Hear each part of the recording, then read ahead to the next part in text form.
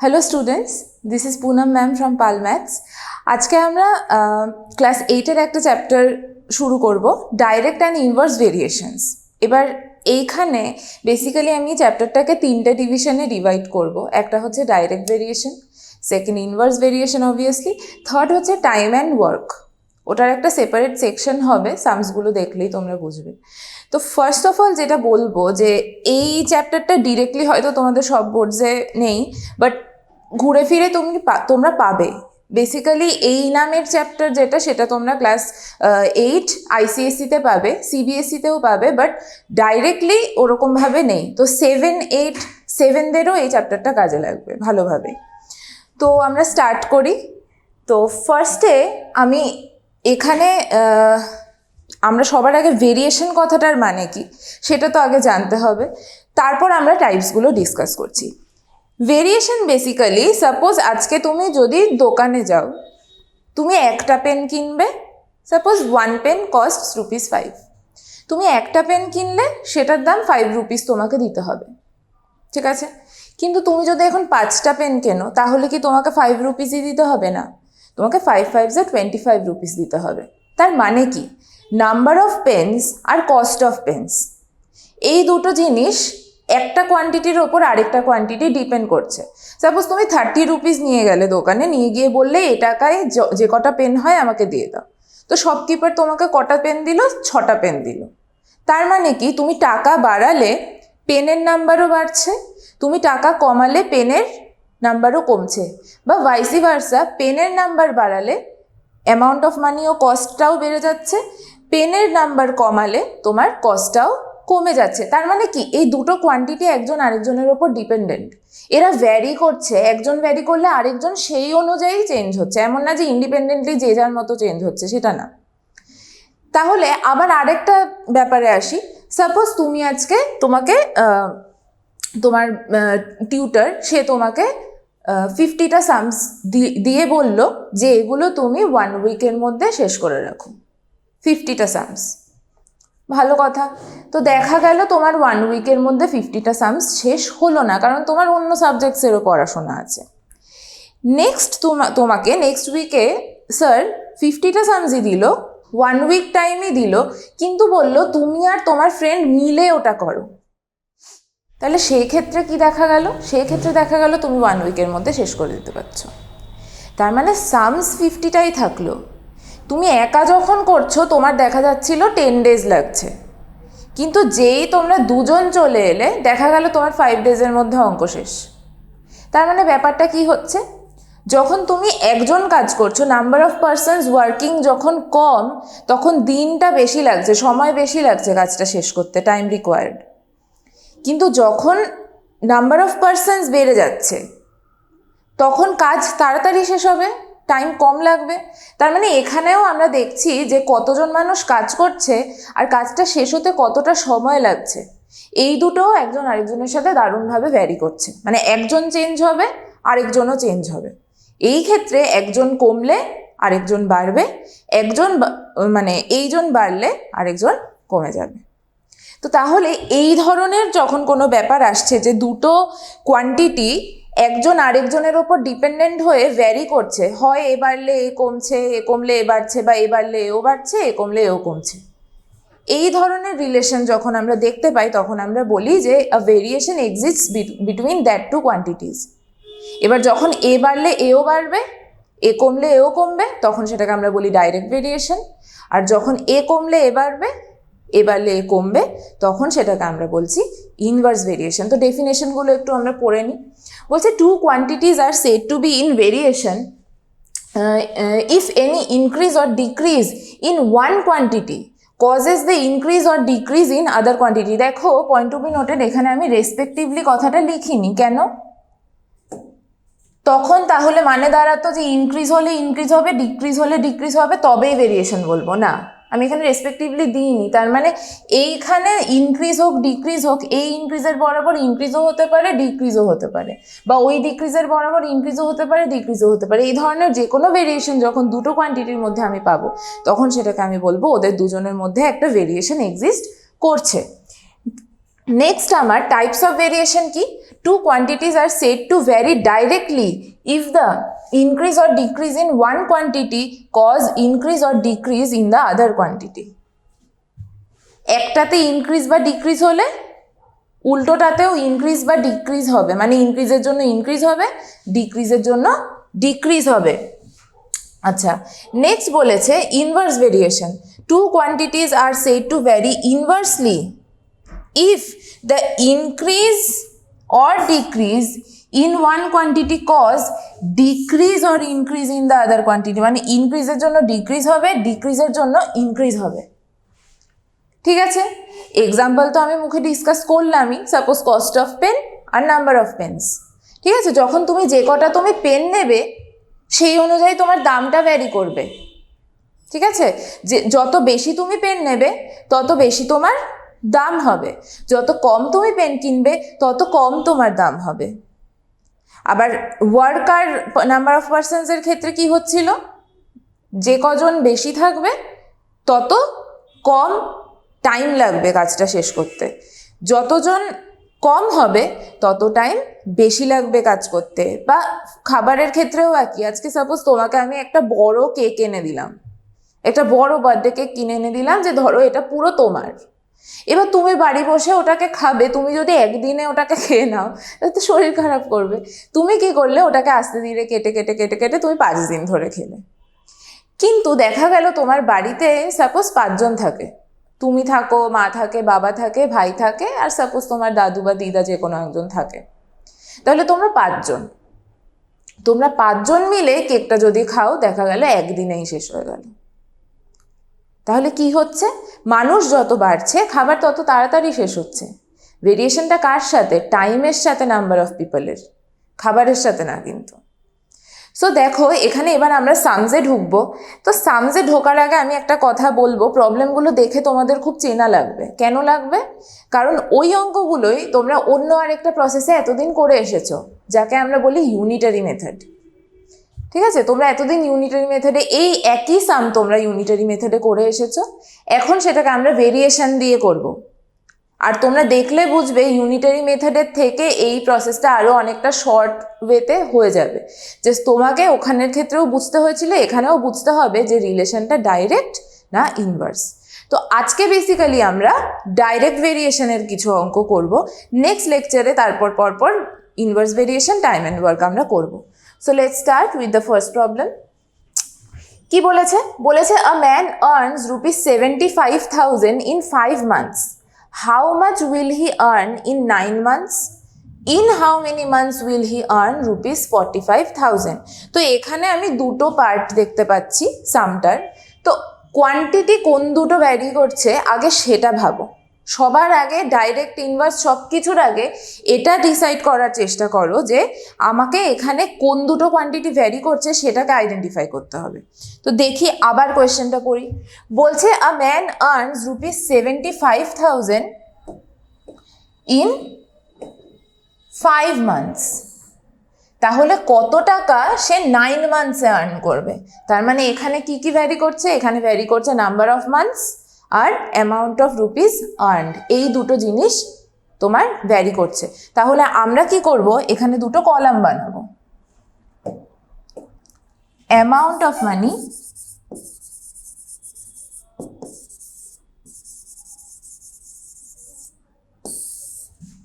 R number of months. ঠিক আছে, এটা আমার প্রবলেম নাম্বার 1 অবভিয়াসলি। আচ্ছা, আমাকে গিভেন কি দেওয়া আছে, 75,000 পাচ্ছে হচ্ছে 5 মান্থসে। তার মানে এখানে তুমি চাইলে এখানে একবারে রুপিসটা ইউনিট লিখে রাখতে পারো। তাহলে 75,000 সে পাচ্ছে কত মান্থসে, 9 মান্থসে, সরি 5 মান্থসে। তাহলে বলছে যে 9 মান্থসে how much will he earn. তার মানে 9 মান্থসটা জানি কিন্তু কত টাকা পাচ্ছে সেটা জানি না, তাই এখানে একটা কোয়েশ্চেন মার্ক চলে এলো। এবার দেখো আমরা কি করব, এবার আইডেন্টিফাই করব যে এখানে ভেরিয়েশনটা কি ভেরিয়েশন। ঠিক আছে, তার আগে এটাকে ধরো এক্স ধরে নিলাম। লেট দ্য রিকোয়ার্ড এখানে স্টেটমেন্ট রাইটিং না পুরো এক প্যাটার্নে চলবে সব কটা অঙ্কে, ডাইরেক্ট আর ইনভার্স ভেরিয়েশনের। তো খুব ইজিভাবেই লেখাবো, কোনো বাড়তি লেখাবো না, ওই একই প্যাটার্নেই সব অঙ্ক হবে। তাহলে let the required amount of money be rupees x. ভালো কথা। এবার ভেরিয়েশনটা ভাবো, তুমি কোথাও যদি সাপোজ তোমাকে মা মান্থলি রুপিস 300 করে পকেট মানি দেয়, স্কুল যাওয়া আসা, এখন দেয় না, এখন জানি না দেয় কি না, ধরো তোমার স্কুল যাওয়া আসার জন্য, টিউশন যাওয়া আসার জন্য তোমার পকেট মানি রুপিস 300, ওকে। এবার তুমি 1 মান্থে রুপিস 300 পাও, তুমি 5 মান্থসে কত পাবে? বাড়বে না কমবে? কত পাবেটা পরের কথা, তুমি 1 মান্থে যা পাও 5 মান্থসে কি বেশি পাবে না কম পাবে সেটা ভাবো। তার মানে 1 মান্থে যা পাও 5 মান্থসে তুমি তার থেকে বেশি পাবে। তার মানে নাম্বার অফ মান্থস যখন বেড়ে যাচ্ছে, অ্যামাউন্ট অফ মানিটাও বেড়ে যাচ্ছে। নাম্বার অফ মান্থস কমে গেলে অ্যামাউন্ট অফ মানিও কমবে। তার মানে এটা কি? এটা একটা ডাইরেক্ট ভেরিয়েশন। তাহলে এখানে আমরা লিখবো উই নো দ্যাট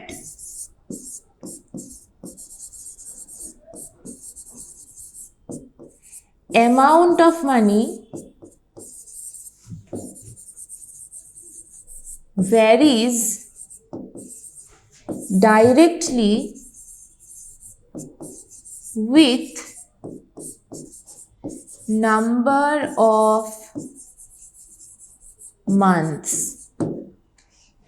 এবার যেটা মোস্ট ভাইটাল পার্ট, খুব কেয়ারফুলি দেখবে। therefore আগে লেখো এক্স, মানে এক্স যেটা তুমি ধরেছো, বাই দাও। এক্সের কলামে আরেকটা কে আছে? 75,000। এক্স বাই 75,000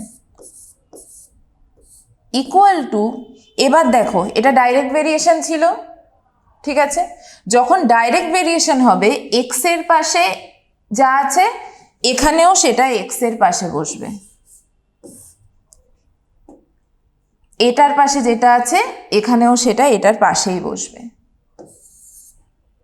ঠিক আছে। যখন ইনভার্স হতো তাহলে এক্সের পাশে যে নেই সে এক্সের পাশে বসতো, মানে না 5টা এক্সের পাশে বসতো। কিন্তু এখানে যেহেতু ডাইরেক্ট, যে যার পাশে তাকে তার পাশেই বসাবো আমরা। ব্যাস, তোমার রিলেশন হয়ে গেল। এটাকে তুমি সলভ করো, এক্স বেরিয়ে যাবে। তাহলে এক্স ইকুয়াল টু 9/5 ইন্টু 75,000। তাহলে 5 দিয়ে 75,000কে যদি ক্যান্সেল আউট করি 15,000 হবে। হলো, ভালো কথা। তাহলে এবার এই দুটোকে মাল্টিপ্লাই করলে 9 15 যা 135 হয়, আর 0 0 0। তাহলে দেয়ারফোর এখানেই কিন্তু আনসার শেষ না। এক্স ইকুয়াল টু এটা বার করে রেখে দিলে মার্কস কাটা যাবে, কারণ এক্স কোথাও কোয়েশ্চেনে দেওয়া ছিল না। তাহলে তোমাকে লিখতে হবে amount of money earned in 9 months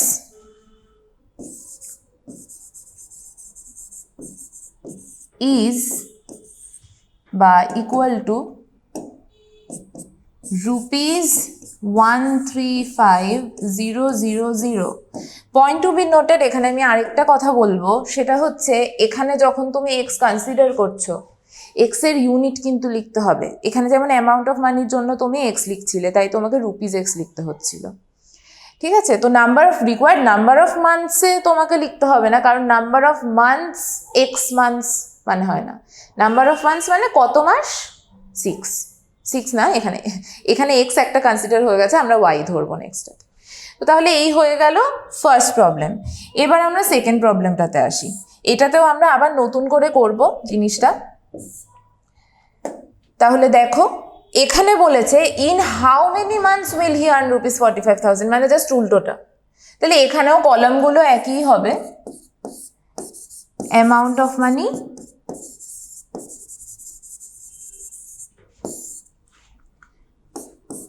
number of months. এটা কেন দু রকমের নিলাম, যাতে বুঝতে পারো যে কোনো কোয়ান্টিটিটা তোমার কাছে চাইতে পারে। সবসময় মানি চাইবে মান্থ চাইবে না, বা সবসময় মান্থই চাইবে মানি চাইবে না, এমন কোনো ব্যাপার নেই। তাহলে অ্যামাউন্ট অফ মানি কোনটা ইউজ করব? এটা ইউজ করব, কারণ এই প্রবলেমটা তোমার কোয়েশ্চেনে না, এক্সামে নাও দেওয়া দেখতে পারে, তোমাকে শুধু এইটা দিয়ে এটা বলতে পারে। তো এটাকে ইউজ করেই এটা করেছি, এটাকে ইউজ করেই এটা করব। তাহলে অ্যামাউন্ট অফ মানি কত? রুপিস 75,000। নাম্বার অফ মান্থস কত? 5। এবার বলছে 45,000, তাহলে ও হাউ মেনি মান্থসে আর্ন করবে। তাহলে এটা আমরা ওয়াই ধরছি, কারণ একই প্রবলেমে এক্স দুবার নেওয়া যাবে না। তাহলে let the number of months বা the required number of months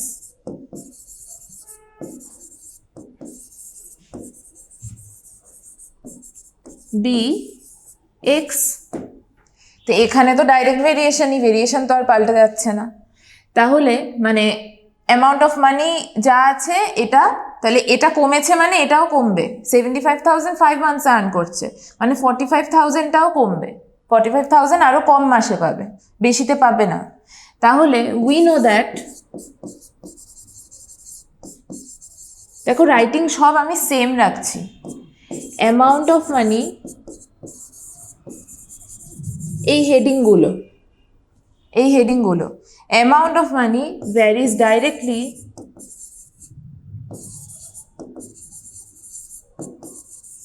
with number of months। তাহলে therefore এবার কি লিখব? y লিখব। y এর কলামে কে আছে? 5 আছে, বাই 5 লিখব। এটা যেহেতু ডাইরেক্ট ভেরিয়েশন, y এর পাশে কে আছে? 45,000, তাহলে এখানেও y এর পাশে 45,000। আর 5 এর পাশে কে আছে? 75,000, তাহলে এখানেও 5 এর পাশে 75,000। তো এই তিনটে জিরো আগে ক্যান্সেল আউট করে দিই আমি একটু।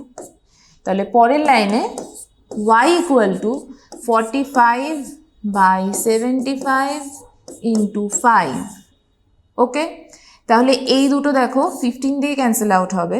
এটা 15 দিয়ে কাটলে হচ্ছে 3, এটা 15 দিয়ে কাটলে হচ্ছে 5, মানে 5 5 ক্যান্সেল আউট হয়ে গেল, তাহলে পড়ে থাকলো 3। তাহলে therefore number of months in which he earns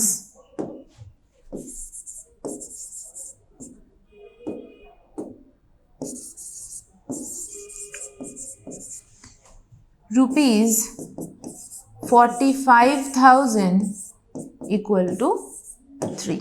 এবার ওখানে 3 মান্থস কেন লিখিনি? কারণ এখানে আমি অলরেডি নাম্বার অফ মান্থস লিখেছি, সরি। ওকে, তো তাহলে নেক্সট প্রবলেমে যাই। বলছে if a car travels 67.5 kilometer in 4.5 liter of petrol, how many kilometer will it cover in 26.4 liter of petrol? গাড়িতে যত বেশি তেল ভরবে সেটা তত বেশি ডিস্টেন্স যাবে, গাড়িতে যত কম তেল ভরবে তত কম ডিস্টেন্স যাবে। তুমি যত বেশি খাবার খাবে তত বেশি এনার্জি পাবে অবভিয়াসলি, তো গাড়িকেও যত বেশি তেল দেবে সে তত দূর দৌড়াবে। তাহলে এখানেও ডাইরেক্ট ভেরিয়েশন, কিন্তু কোয়ান্টিটি দুটো কি? কোয়ান্টিটি কি কি? একটা হচ্ছে ডিস্টেন্স, আরেকটা হচ্ছে কোয়ান্টিটি অফ পেট্রোল। তাহলে একটা লিখব ডিস্টেন্স কাভার্ড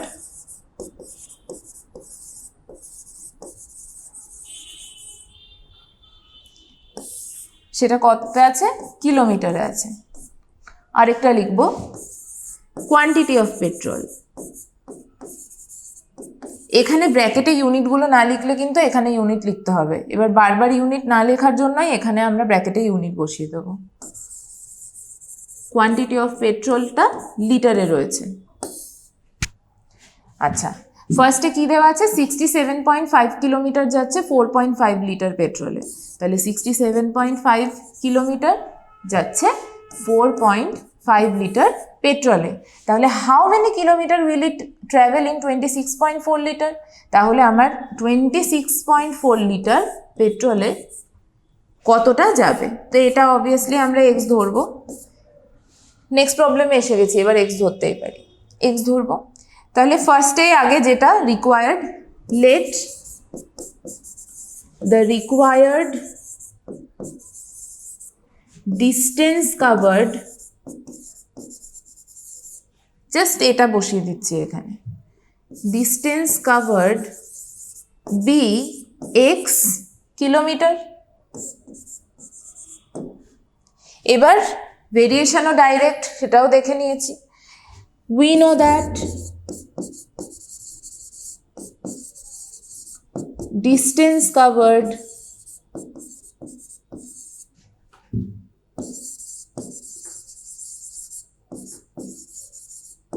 varies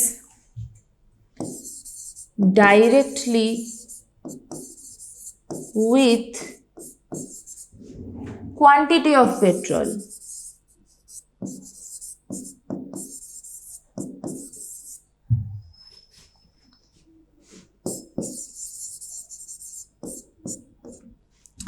তাহলে therefore x by x এর কলামে 67.5 ইকুয়াল টু, যেহেতু ডাইরেক্ট ভেরিয়েশন, x এর পাশে কে আছে 26.4 আর 67.5 এর কে আছে 4.5। খুব ভালো কথা। implies x equal to 26.4 by 4.5 into 67.5। সবার ফার্স্টেই একটা ডেসিমাল প্লেস আমার চলে যাচ্ছে, তো আমি এগুলোকে এখানেই ক্যান্সেল আউট করে দিতে পারি। দেওয়ার পর এটা দাঁড়াচ্ছে 26.4, এটাকে আপাতত আমরা ডিস্টার্ব করব না। 45 into 675, এটা পুরোটাই 45 দিয়ে চলে যাবে। তো তুমি ডিভিশন করে দেখতে পারো ডাইরেক্টলি, বা তুমি ছোট ছোট 5, 3, 9 এসব দিয়ে কেটে দেখতে পারো। তাহলে 45 ones are 45,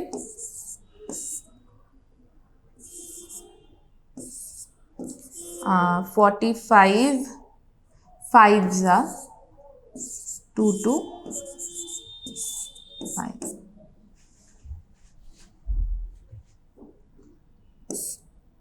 and 15। ওকে, তাহলে 675কে 45 দিয়ে ডিভাইড করলে আমরা 15 পাচ্ছি। এবার দেখো পেয়ে গেছি, আর কিছু করার নেই, সিম্পলি এটা ইন্টু এটা করব।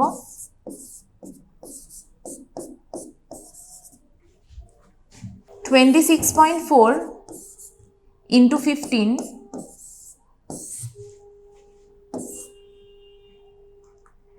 5 6 are 30, 32 এর 2 carry 3, 13 4 6 2 0 6 9 3। So here comes the decimal, এখানে হয়ে যাচ্ছে 396। তাহলে বেরিয়ে গেল আনসার। তাহলে এটা আমরা কি বার করছিলাম? এটা আমরা ডিস্টেন্স কাভার্ড বার করছিলাম 26.4 লিটার অফ পেট্রোলে ও কতটা যাবে। তাহলে আমরা লিখবো এবার, therefore distance covered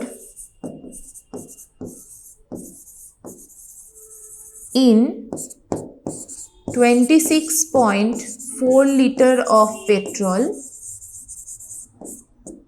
equal to 396 kilometre. এবার এতটা যখন করে এসেছো, এবার তোমাদেরকে আমার একটা জিনিস বলার আছে। কি বলার আছে দেখে নি।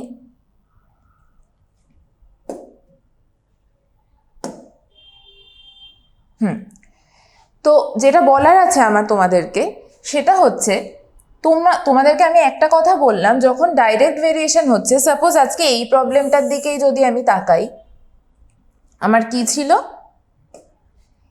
এক্স বাই, এখানে এই জিনিসটাই আমি ধরো কপি করে নিচ্ছি, 67.5 আর এখানে ছিল 5x, আর এদিকে ছিল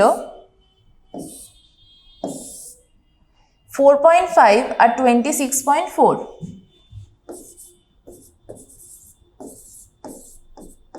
আমি বলছিলাম যদি আমার এটা হয় তোমার ডাইরেক্ট ভেরিয়েশন হয় x/67.5 নিয়ে, সেটা ইকুয়াল টু আমি যার যার পাশে তাকে তাকে বসাবো। তার মানে বেসিক্যালি ঘটনাটা কি হচ্ছে, এটার যে রেশিওটা আর এটার যে রেশিওটা এরা ডাইরেক্ট প্রপোর্শনে থাকছে। তার মানে এটার রেশিওটা বেসিক্যালি কি, x/67.5, আর এটার রেশিওটা কি, এটার রেশিওটা হচ্ছে 26.4:4.5। আমরা নিচেরটা ইস্টু ওপরেরটা করছি। তো যখন ডাইরেক্ট ভেরিয়েশন হচ্ছে তখন সিম্পলি এটা ইকুয়াল টু এটা করে দিচ্ছি। কিন্তু যদি এটা ইনভার্স ভেরিয়েশন হতো তাহলে কি করতাম, তাহলে হতো এই রেশিওটা ইকুয়াল টু এটার ইনভার্স রেশিওটা হতো। এটার ইনভার্স রেশিও মানে কি, যদি 26.4:4.5 অ্যাকচুয়াল রেশিও হয় তাহলে তার ইনভার্স রেশিও কি হবে, 4.5:26.4। তার মানে ডাইরেক্ট ভেরিয়েশন তখনই হবে যখন এই একটা কোয়ান্টিটির দুটো মেজারমেন্ট তার রেশিওটা ইকুয়াল টু এটার প্রপোর্শনটার সাথে সমান হবে, মানে ইকুয়াল ইয়েতে কন্ডিশনসে। আর যদি ইনভার্স হতো, ইনভার্স ভেরিয়েশন হতো, তাহলে এই রেশিওটা এটার ইনভার্স রেশিওর সাথে ইকুয়েট করতাম আমি, মানে এটা ইস্টু এটা করতাম ইকুয়াল টু এটা ইস্টু এটা করতাম। মানে ধরো এটা A1 এটা A2 যদি হয়, এটা B1 এটা B2 যদি হয়, ডাইরেক্ট ভেরিয়েশনের ক্ষেত্রে A1:A2 equal to B1:B2 direct ratio. কিন্তু যদি ইনভার্স ভেরিয়েশন হতো ভাই, তাহলে ওটাকে আমরা বলতাম ওরা ইনভার্সলি প্রপোর্শনাল, মানে A1:A2 equal to B2:A1, B2:B1। তার মানে ঘটনাটা কি হচ্ছে, এই কন্ডিশনে তো এটা আসছে বা এই কন্ডিশনে এটা আসছে, ডাইরেক্ট যখন হবে যার যার কন্ডিশনের পাশে শেষে বসে যাবে। কিন্তু যখন ইনভার্সের ব্যাপার আসবে তখন আর সেটা থাকবে না, তখন কি হবে, তখন উল্টে যাবে। একটা দিক যে কোনো তোমাকে রিভার্স মানে ইনভার্স করে দিতে হবে, আপ বাই ডাউনটাকে ডাউন বাই আপ করে দিতে হবে। ওকে, তাহলে এই গেল আমার যেটা এক্সট্রা বলার ছিল।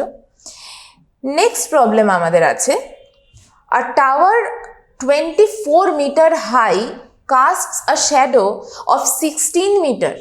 Find the height of a tree that casts a shadow of 12 meter under the similar conditions. এই similar conditions এর মানে কি, এই similar conditions কথাটার মানে কি? আজকে যখন আমার দিনের যে কোনো সময় সান কিন্তু এক এক জায়গায় আলাদা আলাদা পজিশনে থাকে, ইস্টে রাইজ করছে, যেতে যেতে যেতে যেতে ওয়েস্টে এরমভাবে সেট করছে।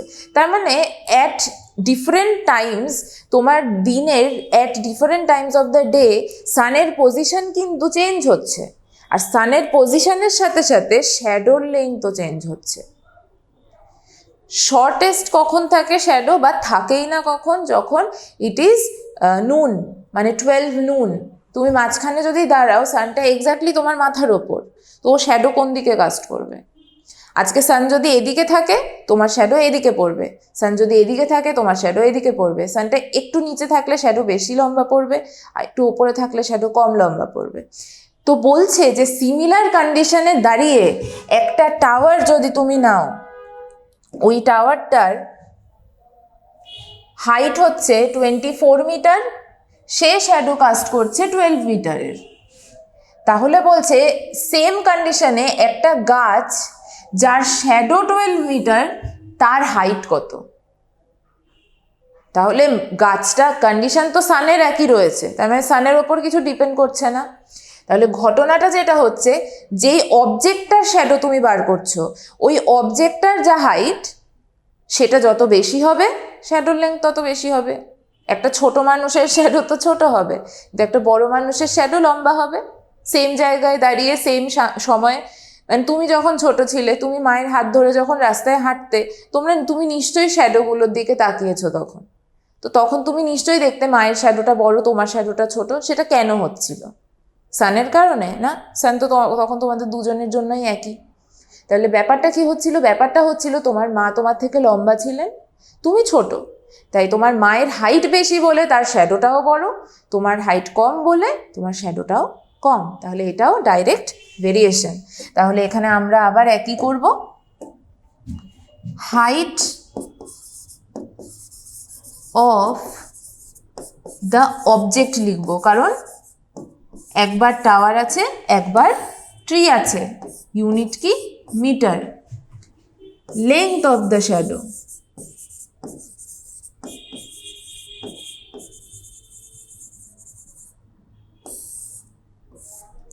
এটাও মিটার।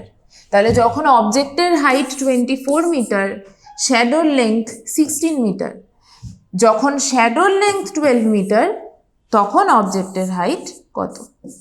তাহলে এখানেও আমরা ধরবো let the height of the object না লিখে এখানে হাইট অফ দ্য ট্রি লেখাটাই বেটার। অবজেক্ট লিখলেও ভুল কিছু না, বা ট্রিটা জানোই যখন লিখে দাও। Height of the tree be x meter. We know that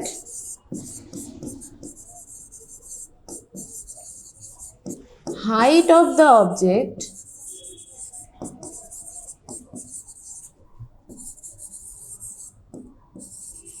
varies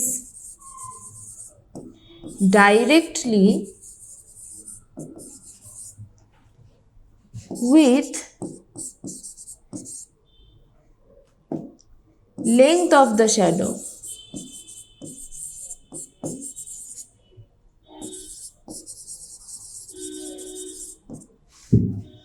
তাহলে therefore x by 24 equal to x এর পাশে কে আছে? 12, আর 24 এর পাশে কে আছে? 16, implies x equal to 12 by 16 into 24. এই দুটো 8 দিয়ে ক্যান্সেল আউট হয়ে যাবে, তাহলে 6 3s are 18। তার মানে therefore height of the tree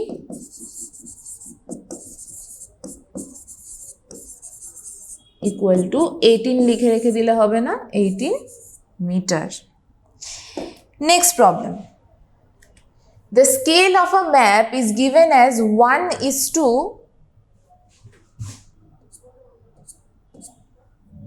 কত হচ্ছে? 2 crore.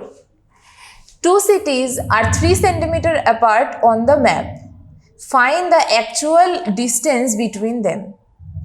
মানে আজকে তুমি যখন একটা ম্যাপ ইউজ করছো, তুমি দেখবে ম্যাপের পাশে ছোট্ট করে একটা স্কেল লেখা থাকে। একটা ওয়ার্ল্ড ম্যাপ সাপোজ তুমি নিয়েছো, বা ধরো আমাদের ইন্ডিয়ার ম্যাপ, ওই চার্টগুলো পাওয়া যায়, ওর মধ্যে দেখবে নিচে একটা স্কেল লেখা থাকে, যে সাইজের ম্যাপ তার মধ্যে সেই অনুযায়ী একটা স্কেল লেখা থাকে। এবার ওই স্কেলটার মানে কি? আজকে ম্যাপে তুমি দুটো পার্টিকুলার জায়গার মাঝখানে ডিস্টেন্স যেটা, অ্যাকচুয়াল দুটো জায়গার মাঝখানে ডিস্টেন্স যেটা, সে দুটো তো এক না। এটা তো অনেক ছোট্ট জায়গার মধ্যে পুরোটা কভার করে এঁকে দেওয়া হয়েছে, বাট সেটাকে তো একটা রেশিওতে রাখতে হবে, তাই না? মানে তুমি ম্যাপে দেখতে পাচ্ছ এটা থেকে যতটা দূর, আরেকটা জায়গা এটা থেকে আরেকটু দূর, বাট কতটা সেটা কিভাবে? সেটা তো একটা প্রপোর্শন মেনটেন করে করতে হবে।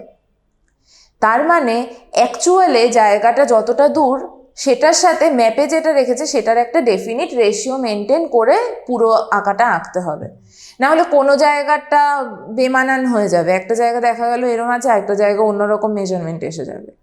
তো সেই রেশিওটা বলছে একটা সার্টেন ম্যাপে অ্যাকচুয়াল ডিস্টেন্স যদি 2 crore হয়, সেটা পেপারে 1 রেখেছে। সাপোজ 2 crore সেন্টিমিটার, পেপারে সেটা 1 সেন্টিমিটার রেখে এঁকেছে। তো বলছে সেই ম্যাপে যদি দুটো সিটির মাঝখানে 3 সেন্টিমিটার ডিস্টেন্স রাখে, তাহলে অ্যাকচুয়ালি ওই দুটো জায়গার মধ্যে ডিস্টেন্সটা কত? তাহলে এখানে আমরা লিখব কি, ডিস্টেন্স অন ম্যাপ,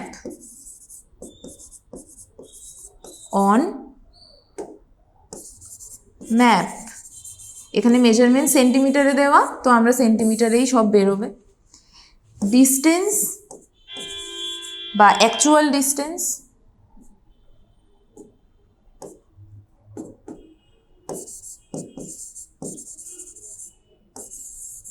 এটাও আমার ফার্স্টে কিন্তু সেন্টিমিটারেই বেরোবে, সেটাকে পরে আমরা কিলোমিটার নিয়ে যাব। তাহলে যখন 1 সেন্টিমিটার ডিস্টেন্স ম্যাপে থাকছে তখন 2 crore থাকছে in real.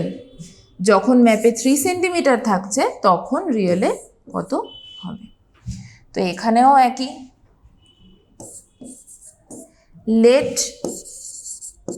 The actual distance বা the required actual distance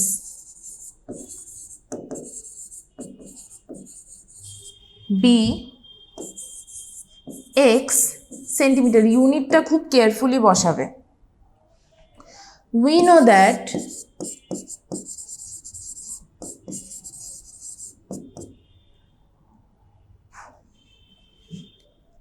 distance on map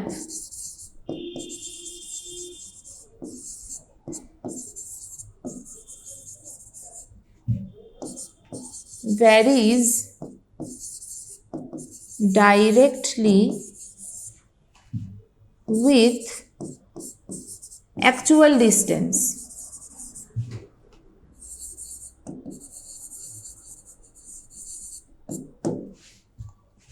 তাহলে therefore x by 2 crore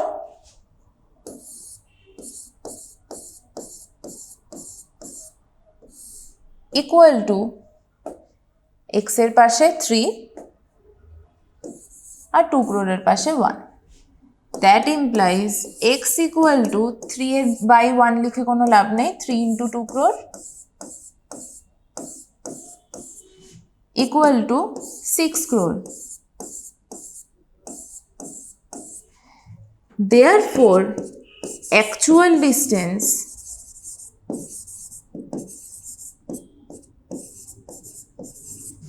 between the two cities is equal to 6 crore centimetre. But আমরা কখনো সিটির মাঝখানে ডিস্টেন্সকে সেন্টিমিটারে মাপি না, আমরা সেন্টিমিটার থেকে কিলোমিটারে কনভার্ট করব। এবার সেটা কিভাবে হয়, তোমাদের টেবিলটা ছোটবেলায় তোমরা শিখেছো, তাও আমি একটু তোমাদেরকে দেখিয়ে দিই যদি ভুলে গিয়ে থাকো। মিলি, centi, deci,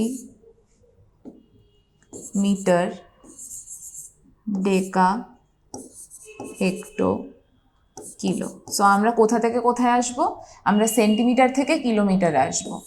1 leap, 2 leap, 3 leap, 4 leap, 5 leap. তার মানে ডিভাইডেড বাই আমাকে 1 লাখ করতে হবে, যে কটা লিপ সে কটা 0। তাহলে বাই কিলোমিটার হয়ে যাবে এটা।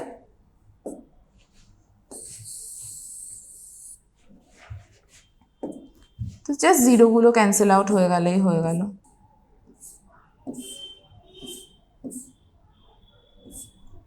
হুম, 600 kilometers. This is the answer. Okay. Next problem.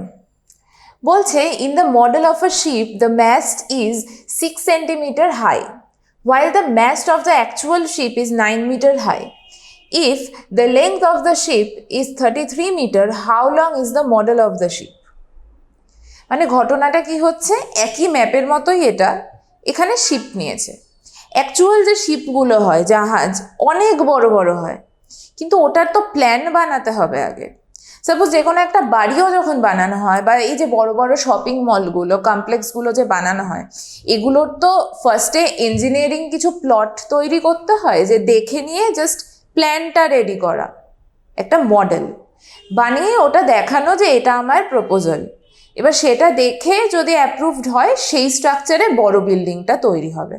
তো একইভাবে শিপও যখন তৈরি হবে, যিনি শিপ তৈরি করার যিনি ইঞ্জিনিয়ার, উনি তো একটা প্ল্যান বানাবেন, বানিয়ে সেটাকে একটা ছোট্ট মডেলের মতো প্রেজেন্টেশন তৈরি করে সেটাকে দেখানো হবে, সেটা অ্যাপ্রুভাল হলে সেই স্ট্রাকচারে শিপটা তৈরি হবে।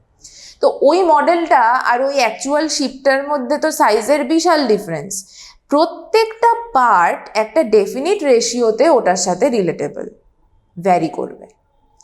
ঠিক আছে, তার মানে এটার সাইজ যত বাড়বে ওটার সাইজ আরও বাড়বে, এটার সাইজ কম হলে ওটার সাইজও কমবে। সেরকম বলছে জাস্ট ম্যাস্ট অফ দ্য শিপটা ইয়ের ক্ষেত্রে, মডেলের ক্ষেত্রে সেটা হচ্ছে 6 সেন্টিমিটার, অ্যাকচুয়াল শিপে সেটা হচ্ছে 9 মিটার। তাহলে যদি অ্যাকচুয়াল শিপ পুরোটার লেন্থ যদি 33 মিটার হয়, তাহলে মডেলটার লেন্থ কত? তাহলে এবার আমরা সামটা করি। আচ্ছা, তাহলে length of parts in the model. আচ্ছা, এখানে আমার আরেকটা ব্যাপার আছে, আমাদেরকে দুটোকে সেম ইউনিটে নিতে হবে। দুটোকে সেম ইউনিটে নিয়ে গিয়ে করাটাই বেটার, তাহলে তুমি ডিরেক্টলি আনসারটা পাবে। তো তাহলে যদি সেম ইউনিটে নিয়ে যাও, আমার মতে সেন্টিমিটারে নেওয়াই ভালো, না হলে তোমার ফাইনাল আনসার তো তোমার সেন্টিমিটারেই দরকার, মডেল অফ দ্য শিপ তো তুমি মিটারে চাইবে না, সেন্টিমিটারেই চাইবে, তাহলে পুরোটাকে আমরা সেন্টিমিটারেই নিয়ে যাব। Length of parts in the ship, এটাকেও আমরা সেন্টিমিটারেই নেব, এখানেই কনভার্সনটা দেখিয়ে দেব, কোনো ব্যাপারই না সেটা। তাহলে মডেল অফ দ্য শিপের যখন 6 সেন্টিমিটার, তখন অ্যাকচুয়াল শিপে সেটা 9 মিটার। এবার এই 9 মিটারটা ইকুয়াল টু কত হচ্ছে? 900 সেন্টিমিটার। এখানে ইউনিটগুলো আর লেখার দরকার নেই, কারণ আমরা এখানে লিখছি অলরেডি। আচ্ছা, আর যখন আমার এখানে 33 মিটার, তার মানে 3300 সেন্টিমিটার, তখন এখানে সেটা কত হবে? সেন্টিমিটার। ওকে, তাহলে এবার লিখব লেট, ওটা আলটিমেটলি ক্যান্সেল আউট হয়ে যাবে, কারণ রেশিওর তো কোনো ইউনিট হয় না, ওটা আলটিমেটলি ক্যান্সেল আউট হয়ে যাবে ইউনিটগুলো। তো তাও ফর কনভিনিয়েন্স আমরা এটা করে নেব, যে কোনো ক্যালকুলেশনের সময় করে নেওয়াটাই বেটার, মানে সেম সিস্টেমে আমরা ইউনিটসগুলো নিয়ে যাব। তো তাহলে এখানে লিখব let the required length of the ship, length of the model, sorry, of the model be x centimeter. We know that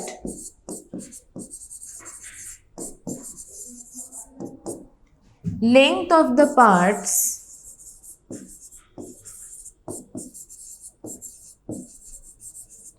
of the model varies directly with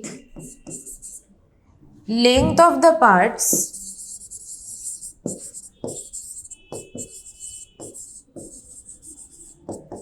of the ship. ওখানে আমি আর মডেল শিপ লিখলাম না, কারণ একটা কনফিউশনের জায়গা তৈরি হবে, ওখানে জাস্ট মডেল লেখো, এখানে শিপ লেখো, তাহলেই টিচার বুঝে যাবে। তাহলে therefore x by 6 equal to x এর পাশে 3300 by 900,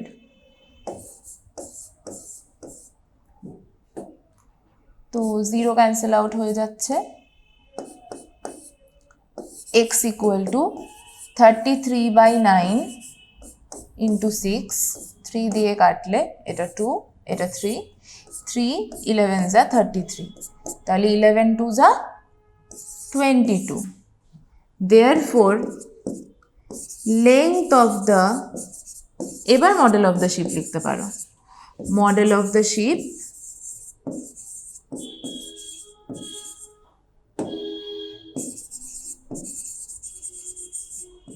equal to 22 यूनिट की सेंटीमीटर। अच्छा, next problem बोलছে if 3 men or 4 women can earn rupees 480 in a day, find how much 6 men and 11 women will earn in a day। তাহলে কি আছে ব্যাপারটা? 3 men, এখানে কিন্তু খুব কনসেপচুয়াল একটা ব্যাপার রয়েছে। বলছে 3 men or 4 women, কিন্তু এখানে বলেছে 6 men and 11 women। ডিফারেন্স কি?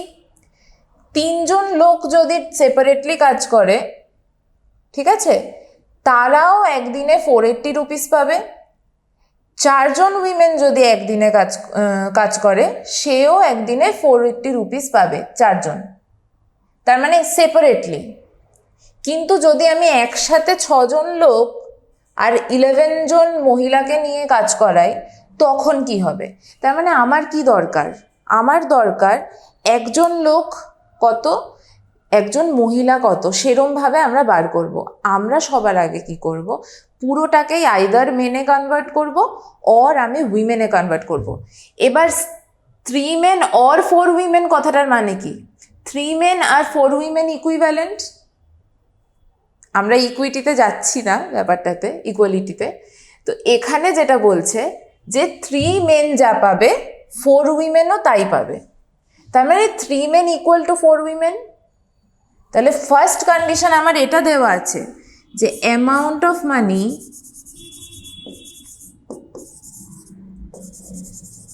earned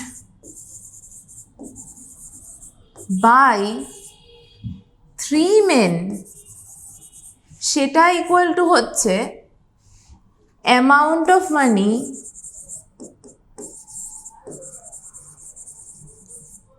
earned by 4 women। এবার এখানে কি আছে? 6 men আর 11 women। আইদার আমি পুরোটাকে উইমেনে নেব অর আমি পুরোটাকে মেনে নেব। তো এখানে ধরো আমার লেখা স্ট্রাকচারে আমি পুরোটাকে ধরো যদি উইমেনে নিই, আমি 3 men ইকুয়াল টু যদি 4 women হয়, আমি এখানে 6 men ইকুয়াল টু কত উইমেন বার করব? অঙ্কগুলো আরেকটু বেটার ওয়েতে বলছি। সাপোজ আমি যদি তোমাকে 3 মিটার 4 সেন্টিমিটার এই পুরোটাকে সেন্টিমিটারে নিতে বলি, তুমি কি করবে? তুমি জানো এটা অলরেডি সেন্টিমিটারে আছে, ওকে কিছু করার নেই। তার মানে তুমি 3 এর সাথে 100 মাল্টিপ্লাই করছো, করে নিয়ে এটাকে সেন্টিমিটারে নিচ্ছ, নিয়ে তার সাথে আরও 4 সেন্টিমিটার অ্যাড করে নিচ্ছ। তাহলে এটা 300 হচ্ছে, এটা 4 হচ্ছে সেন্টিমিটার, মানে 304 সেন্টিমিটার। তাহলে এখানে আমার যেটা রয়েছে 6 men and 11 women, পুরোটাকে যদি উইমেনে নিতে যাই, আমাকে কি বার করতে হবে? 6 men ইকুয়াল টু কত উইমেন সেটা। কিন্তু আমি তো এখনো জানি না যে 1 man ইকুয়াল টু কত উইমেন, সেটা তো আমি জানি না। সেটা যদি বার করতে পারি, তাহলে আমি সেটার সাথে এটা মাল্টিপ্লাই করে তার সাথে 11 অ্যাড করে দিলেই হয়ে যাবে। যেমন এই ক্ষেত্রে আমি 1 মিটার ইকুয়াল টু কত সেন্টিমিটার জানি বলেই মাল্টিপ্লাইটা করতে পেরেছি। তাহলে এখানে আমাকে সেটা বার করে নিতে হবে according to the conditions of the question. সব কোয়েশ্চেনে একই থাকবে না। আচ্ছা, তাহলে এবার দেখো, এটা তো হলো।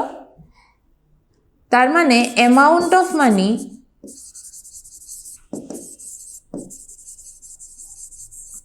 earned by 1 man equal to amount of money earned by 4/3 women। তাহলে একইভাবে amount of money earned by 6 men equal to amount of money earned by 4/3 into 6 women। এবার এখানে যদি ক্যান্সেল আউট করলে সেটা দাঁড়াচ্ছে 8, মানে ইকুয়াল টু অ্যামাউন্ট অফ মানি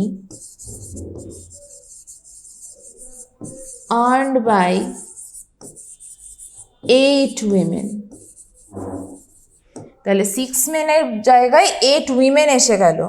তাহলে দেয়ারফর আমার আলটিমেটলি দরকার কত? 6 men and 11 women। তাহলে therefore amount of money earned by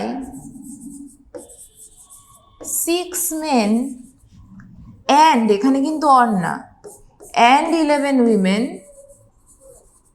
equal to 6 এর জায়গায় কত হবে? 6 মেনের জায়গায় হবে 8 উইমেন। তাহলে হবে amount of money earned by 6 এর জায়গায় বসে গেল 8 উইমেন, 6 মেনের জায়গায় প্লাস 11 উইমেন। কেন প্লাস 11 উইমেন? অ্যান্ড আছে তাই। ইকুয়াল টু কত হচ্ছে? Amount of money earned by 19 women। এখন জাস্ট আমরা ইকুইভ্যালেন্টটা বার করেছি, আসল অঙ্ক এখনো বাকি। এই 19 উইমেন, 6 men আর 11 women অর 19 women ওয়ান ডেতে কতটা আর্ন করবে আমার সেটা দরকার। তাহলে এখন আমি সেটা করব। এখন আমি আবার কলাম বানাবো। আমি এটাকে একটু ডিভাইড করে নিচ্ছি বোর্ডটাকে। তাহলে একদিকে লিখব number of women,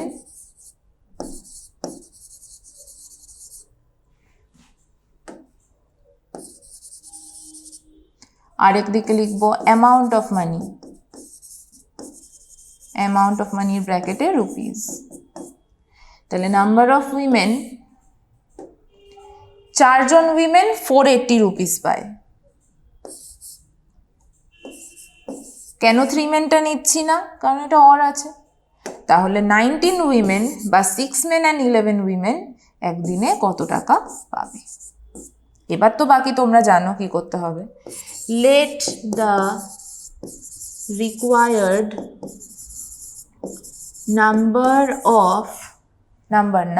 amount of money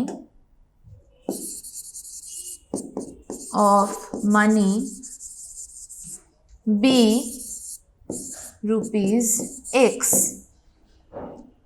We know that যত বেশি মহিলা তত বেশি টাকা পাবে। We know that amount of money varies directly with, এটা আগে পরে কিছু ম্যাটার করে না, মানে অ্যামাউন্ট অফ মানি আগে লিখবো না নাম্বার অফ উইমেন আগে লিখবো, ওটাতে কিছু ম্যাটার করে না। Varies directly with number of women. তাহলে দেয়ারফর কি পাচ্ছি? Therefore x by 480 equal to 19/4 implies x equal to 19/4 into 480।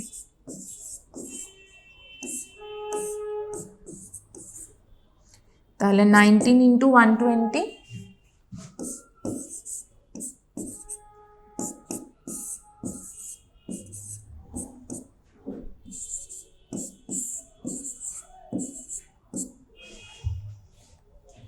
One two 8 তাহলে দ্যাট ইজ ইয়োর আনসার। এখন আমরা আনসার যদি লিখি তাহলে কি পাবো? আনসারটা আমি হাইলাইট করে লিখছি। Therefore amount of money earned by,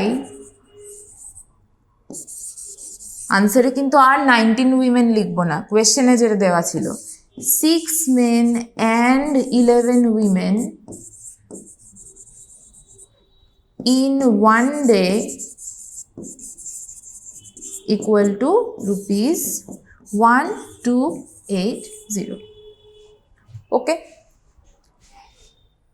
next sum যেটা আমি একই রকম আরেকটা নিয়েছি, তার কারণটা হলো যে শুরুতে ওখানে যে কনভার্সনটা দেখালাম না, ওটা কিন্তু ইউনিটারি মেথডে করেছি। ওই মেন থেকে উইমেনে নেওয়ার ব্যাপারটা আমি কিন্তু ইউনিটারি মেথডে করেছি। এখানেও মেন উইমেনের সামই নিয়েছি আমি, একই কনসেপ্ট, বাট এখানে আমি ওই জিনিসটা ইউনিটারি মেথডে না করে ভেরিয়েশনে করে দেখাবো।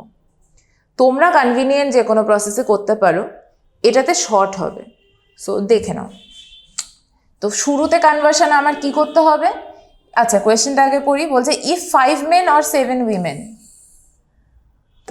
5 men or 7 women earn ₹525 per day, how much 10 men and 13 women? তো এখানেও ধরো মেন থেকে উইমেনে নেব, তার মানে আমি নাম্বার অফ মেনটাকে নাম্বার অফ উইমেনের সাথে এক করতে চাইছি।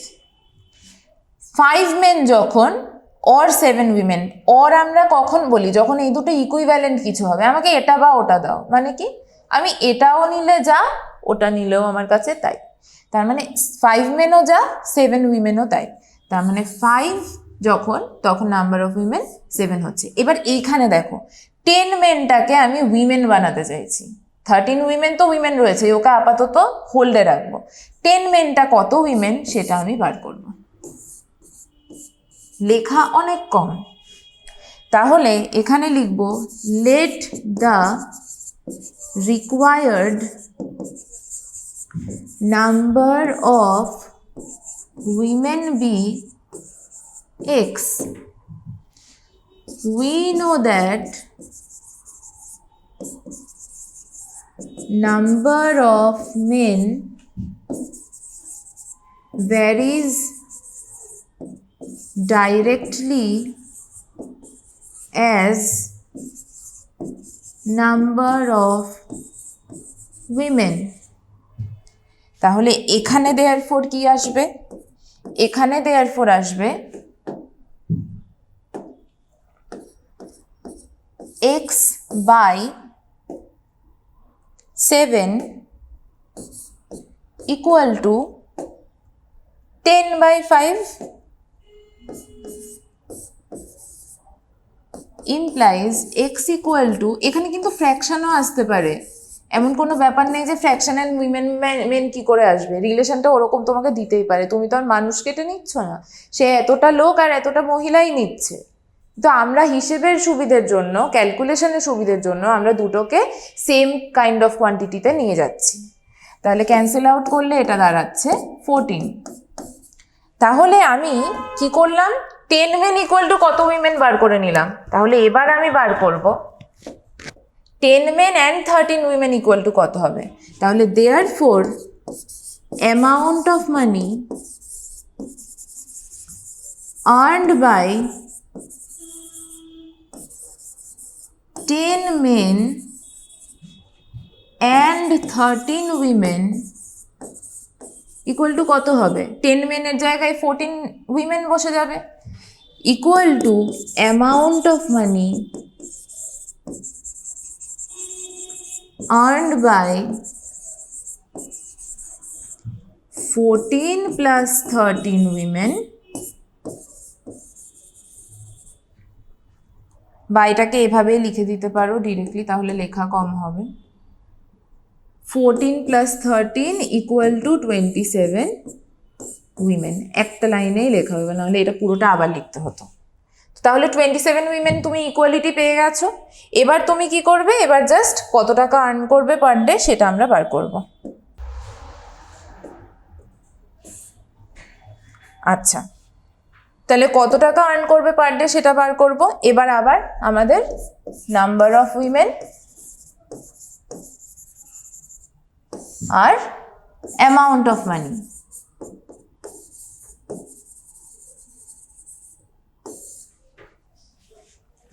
নাম্বার অফ উইমেন গিভেনটা কত দেওয়া ছিল? 7 উইমেন আর্ন করছে 525 রুপিস। অ্যামাউন্ট অফ মানিটা রুপিস করে দিই। তাহলে রিকোয়ার্ডটা কত, 27 উইমেন কত আর্ন করবে। এবার এক্স আগে অলরেডি ধরা হয়ে গেছে, তো এটাকে ওয়াই ধরি, যা খুশি ধরতে পারো। তাহলে let the required amount of money be rupees y. We know that amount of money varies directly with number of women. তাহলে therefore y by 525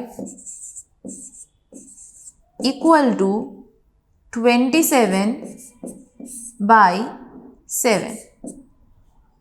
That implies y equal to 27 by 7 into 525. So 7 দিয়ে 525 cancel out করলে হচ্ছে 75. তাহলে equal to 27 into 75টা আমাকে করতে হবে। তাহলে করি।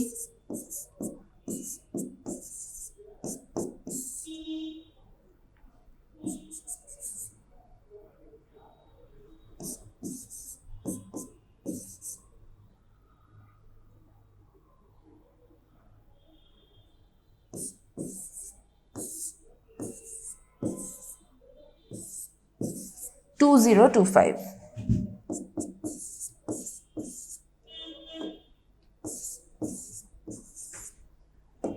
ওকে, তাহলে ফাইনাল আনসার লিখবো। এবার ফাইনাল আনসার লেখার সময় কিন্তু কোয়েশ্চেনে যেটা দেওয়া ছিল সেটাই লিখতে হবে। তাহলে therefore amount of money earned by 27 উইমেনের ইকুইভ্যালেন্ট কত? 27 উইমেনের ইকুইভ্যালেন্ট হচ্ছে 10 men and 13 women. Earned by 10 men and 13 women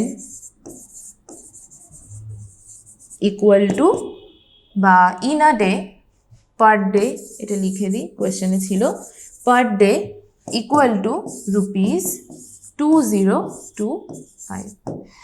so আজকের মতো মোটামুটি আমরা ডাইরেক্ট ভেরিয়েশনের যত টাইপের মোটামুটি সামস হয় আমি কমপ্লিট করার চেষ্টা করেছি। আরও তোমরা পাবে, এমন না যে পাবে না, আরও কিছু টাইপস রয়েছে। সাপোজ একটা ট্যাপ চালালে এতটা বালতি ভরা যাচ্ছে, 5টা ট্যাপ চালালে কতটা, তো এরকম সেম ভেরিয়েশন।